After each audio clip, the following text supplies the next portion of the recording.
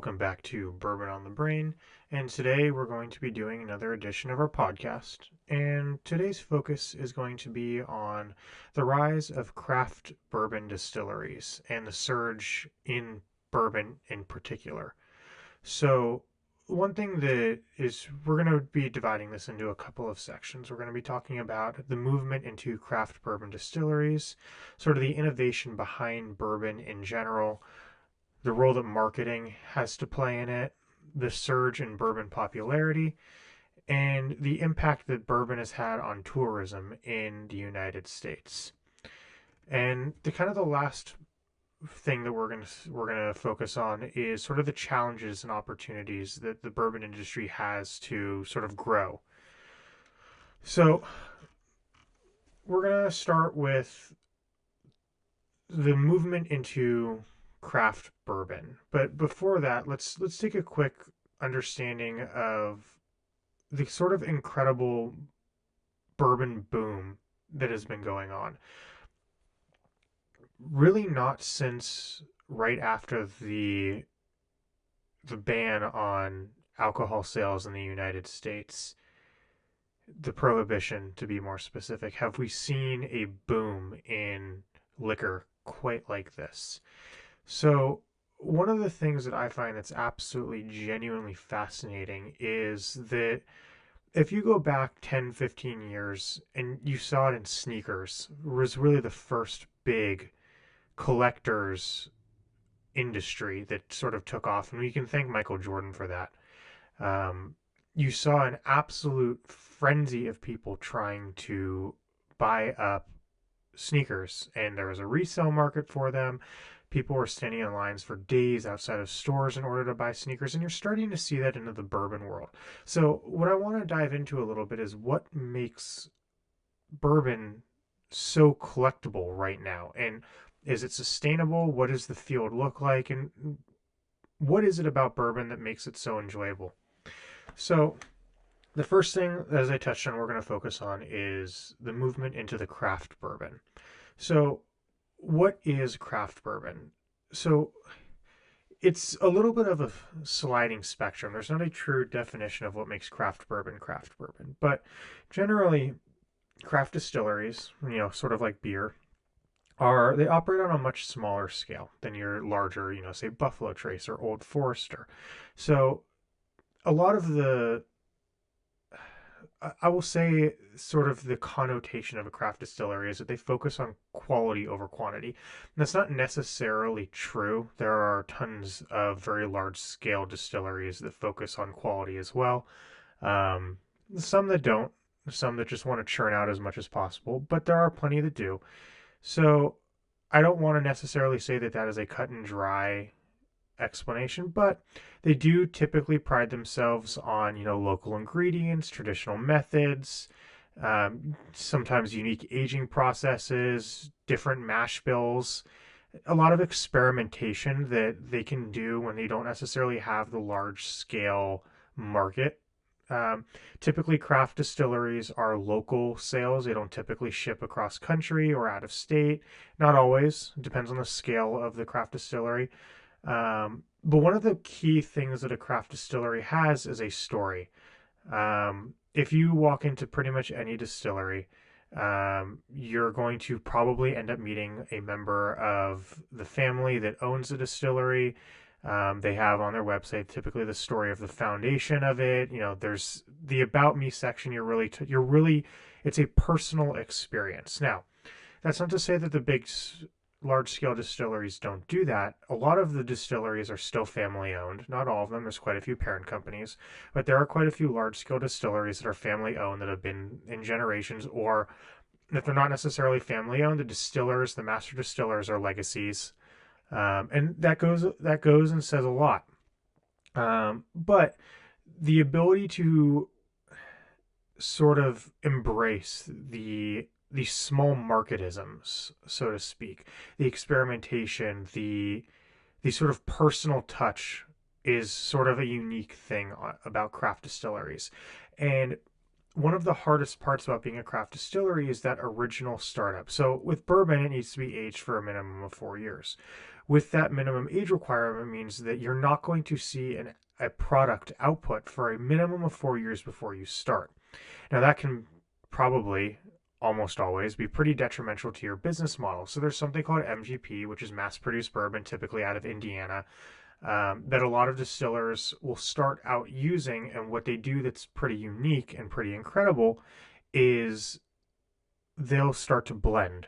So a really good example of this is Bardstown Bourbon Company. They started out a small craft distillery. They got really high quality MGP from Indiana, and they blended together different age statements, different bourbons, different things until they got a taste that they really enjoyed. So that's kind of what makes craft distilleries unique. Now, that sort of brings us to the next segment, which is innovation in bourbon products. So, bourbon is pretty cut and dry in terms of historically what has made bourbon bourbon. You know, you have all of the laws that say that bourbon has to be, aged in, new white oak barrels. It has to be a char. It has to 4 years only in the U.S. Has to have a certain amount of this grain and that grain and so on and so forth. So historically, bourbon has been fairly cut and dry with what it tastes like. That's not so much the truth anymore. And as an example of this, so I have a cousin who is a Kentucky bourbon snob. He's older, he's been around bourbon for a very long time, and is a very traditionalist when it comes to bourbon. He believes that it should be, between, 95 and 105 proof, that only Kentucky bourbon is real bourbon, no barrel finishing, anything like that. That's really what he believes. And that is a very traditionalist perspective. It's not the perspective that I hold, but I've been able to sort of open up his palate a little bit by showing him different bottles that kind of push the boundaries of what he thinks is conservative bourbon. So, while those traditional methods have been the backbone historically of the bourbon production, you started to see craft distilleries experiment and push the boundaries of what that innovation can be. They were experimenting with different grains, different barrel finishes, different aging techniques, different chars. All of these things push the boundaries of what the flavor is. You've seen some distilleries experiment with like heirloom corn. So you have like the Bloody Butcher and the Blue Popcorn and all of these different types of corn varieties. So where does that lead us?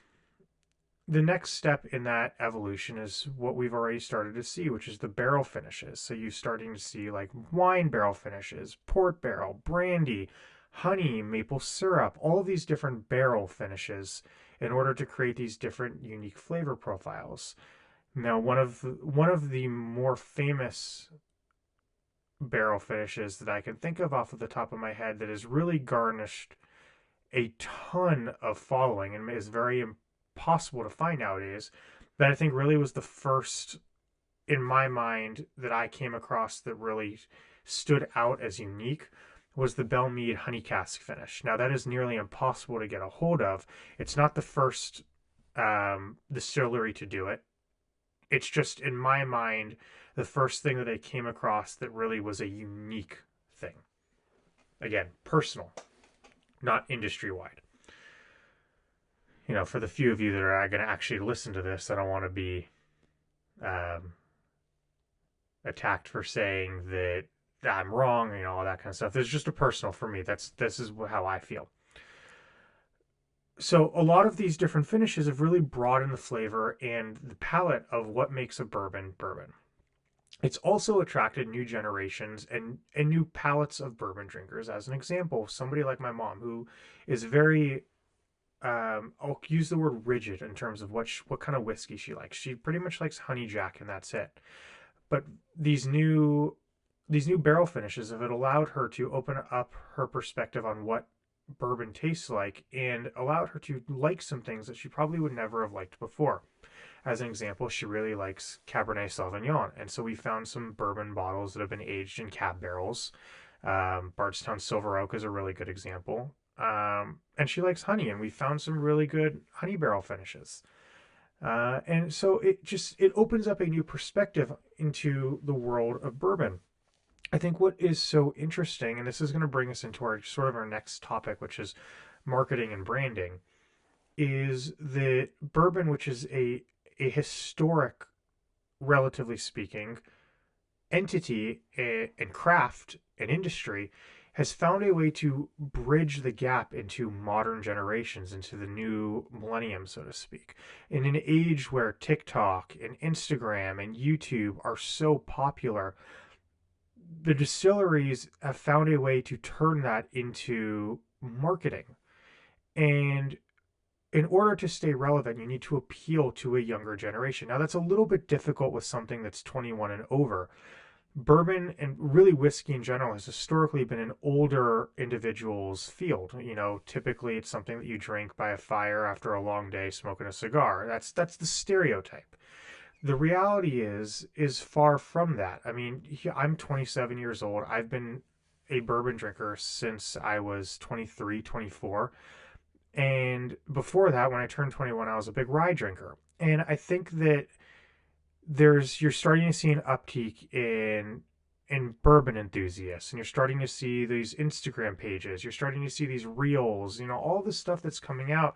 And it's not just the influencers, the distilleries are leaning into this also. They have big social media presences, and they're really leaning into the younger generation and trying to corner that area of the market. And it's a really exciting way of sort of turning the corner into the industry. And it bodes well for the future of something that has historically not been a younger individual's forte. So I guess that sort of leads us to the next segment, which is sort of the surge in bourbon popularity. Now, to kind of bridge the gap, bourbon historically has been a US based industry. It has to be. It has to be in order to be legally considered bourbon. But what's incredible is that you're starting to see, and this has always been the case, but it's starting to become more popular, which is the overseas sales of bourbon. You know, Japan has a huge market for exclusive releases. Four Roses has a Japanese exclusive. Wild Turkey has Japanese exclusives. There are plenty of distilleries that do that. But what you're starting to see is the craft distilleries have overseas exclusives as well, and that never used to happen. And part of that is because of the increasing popularity of bourbon, and that's that's just amazing. It's amazing to see it branching that far out. Which leads us to sort of the role that tourism has in all of this, which goes hand in hand with the surge in popularity. If you walk into a bar, say you walk into just a restaurant, you go into a steakhouse, right? Me as a bourbon, I'm not even going to use the word influencer because it's not what I am, but just as a bourbon collector, as a bourbon fan, the first thing I do when I walk into a bar or a restaurant is I stop by the bar and I look and see what bottles of bourbon they have. And I'll admit, I typically judge a restaurant based off of the kind of bourbon they have, not the quality of the food, things like that, but just what's their selection, like, you know, what are they working with. And you know, if I see a bunch of different versions of the same thing, if I see a Buffalo Trace, if I see, you know, a Knob Creek, if I see, you know, those kinds of things, if I see a bunch of stuff that is essentially well or slightly nicer than well, I'm going to probably judge them, and I'll probably speak to a manager and give them my recommendations and all that kind of stuff.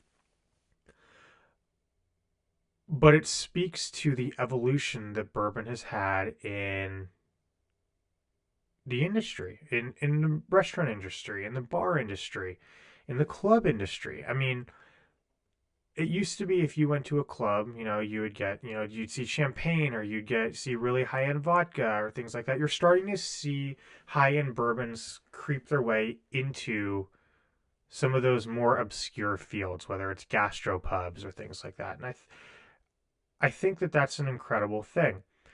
Now, why? Well, Kentucky is a really interesting place. You have the Kentucky Derby with Churchill Downs. You have Keeneland. You have the races there. It's, Horse Country USA, it's called. But I think the Kentucky Bourbon Trail has its own sort of leg to stand on. I mean, it's the Kentucky Bourbon Trail in combination with, the Kentucky Derby, is made, like the mint julep incredibly popular. And, if you ever go on the Kentucky Bourbon Trail, it really fosters this deeper sense of connection to both US history and the art of bourbon making. And I mean, think like as an example, Evan Williams. Evan Williams has a spot on Main Street in Louisville, Kentucky, and it's a fully functioning craft distillery that they make their own bourbon at. That has the Evan Williams label on it, but it's something that you can't get anywhere else. You can only buy it at that site. It's a craft high rye bourbon called Square Six. It's got it's not got the Evan Williams label on it. It's its own label with the under the Evan Williams umbrella, and people come specifically to try and experience these tours, these journeys. I mean, you start to understand the roles that these distilleries had in the foundation of modern United States. I mean, think about something like Old Forester. Old Forester was one of the only distilleries that was able to secure a medicinal license in order to keep producing during the Prohibition. I mean, that's interesting. I mean, something like Castle and Key, that distillery.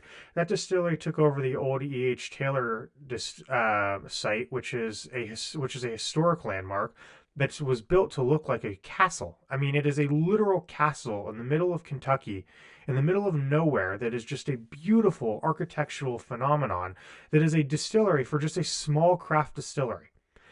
I mean, that's the stuff people want to go and see. It's just incredible. And these sites, they're offering tourings and tastings and experiences. And now a bunch of these places are popping up with restaurants and private chefs. And it's just an amazing experience that that they've really done a fantastic job capitalizing on. Now, that leads me to sort of our challenges and opportunities section. And for me, it's really fairly simple. There's two sides of it. The first side is the craft distillery side of it, which is really, it's not a challenge. It's more just an opportunity, which is growth. I mean, every business that opens wants to grow.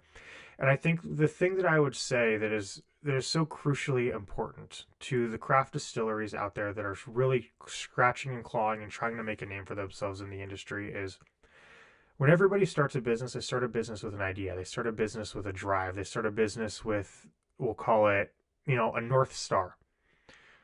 And that North Star should not be something that's lost on the pursuit for growing your business. Bourbon is an art. It's a passion. You don't get into it just because you try to make money. And what I would tell people is don't lose sight of what made you inspired to get into this industry for the sake of trying to expand and grow. There are certain distilleries out there whose names that I won't mention that their older product when they were smaller is much better than the newer product. And then there are other distilleries out there who have done a phenomenal job of jumping the hurdles that are necessary in order to grow their business into a much larger scale business, but at the same time not losing sight of the quality and the care and the passion that goes into what made them who they are. And it's so crucially important. The flip side of that is something that is passionate for me, which is the aftermarket of bourbon. And as somebody that lives in California, there is a certain allocated amount of bourbon that we get, which guarantees us the ability to buy some of the rarer bourbons. All of that being said, though, I go back to the sneaker issue. You have these people that are just standing in line waiting to buy all of this allocated bourbon at MSRP and turning around and selling it for hundreds or thousands of dollars more than what it goes for in the stores. And you lose sight of what makes bourbon incredible. The Pappy Van Winkle is an awesome example of how the higher end bourbon world has had a little bit of a falling from grace. And my request, my sort of, we'll call it an opportunity for the bourbon industry, is to find a way to come together to ensure that people that really want to experience the uniqueness of what makes the historic bourbon industry such a family industry, such a close knit community that it is to embrace the fact that if you're going to say that this bottle of bourbon is $40, then it should be available to everybody at $40. That's not to say the charity auctions, stuff like that, all of that with withholding. There needs to be a way to price cap what these bottles are marked at. There are plenty of industries that do that. You can't take a car and sell it for 3 times what it's worth because it's mandated by the dealerships, not the dealership, the like Ford. You can't no dealership can take that and price themselves out of the industry. It's not allowed. And I think the same thing should be true for bourbon. You can you can price it higher. Your MSRP can be higher and allow people to sell it for less if they want to sell it for less. But if you're going to take a $40 bottle of Pappy Van Winkle and sell it for $1,300, make the MSRP, $500 and let people sell it for less. I don't it's not a perfect solution. I don't know what the perfect solution is. People much smarter than me are going to have to figure that out. But the reality of the situation is that people can't not everybody has the same opportunity to experience bourbon based off of where they live, based off of, who's snatching them up. Some people are resorting to spend absorbent amount of money as an aftermarket in order to buy these bottles, and it's hard. It's hard because not everybody has the same socioeconomic abilities, and that should not be fair to everybody that a $40 bottle is now outside of their reach. It's a little bit of a sticking point for me. But all of that being said, the rise of bourbon in the past 15 years, 5 years, 10 years is incredible. And bourbon is such an amazing industry. It's such a vibrant community. There's so many things that you can do with it, whether you're drinking it neat, whether you're mixing it with ice, whether you're making a mixed drink, whether you're pairing it with a steak or seafood or a salad, whether you're smoking a cigar by a fire or sharing a story with some buddies or pairing it with s'mores camping. There's such a diverse community out there to experience it with. And I would encourage you to, do some research. Look up on Instagram some of your bourbon influencers, some of the people that are doing reviews. There's some incredible people out there. I like to consider myself one of them, but I'm not egotistical enough to say that I'm the best out there. There's plenty of people that are better at this than I am. But I would encourage you to look into it. I would encourage you to expand your horizons. Take a trip to Kentucky and see some of the distilleries, or go find a local distillery by you. There's a local distillery in Vegas. There's one in Los Angeles, San Diego Distillery, Broken Barrels here in Los Angeles. I mean, there's plenty of distilleries out there for you to walk into and say, hey, teach me something. There's plenty of classes out there. It's an incredible opportunity to learn about something that's so deeply connected to our history. So, with all that being said, I hope you enjoyed this. And as always, enjoy, drink safely, and I'll catch you next time. Bye for now.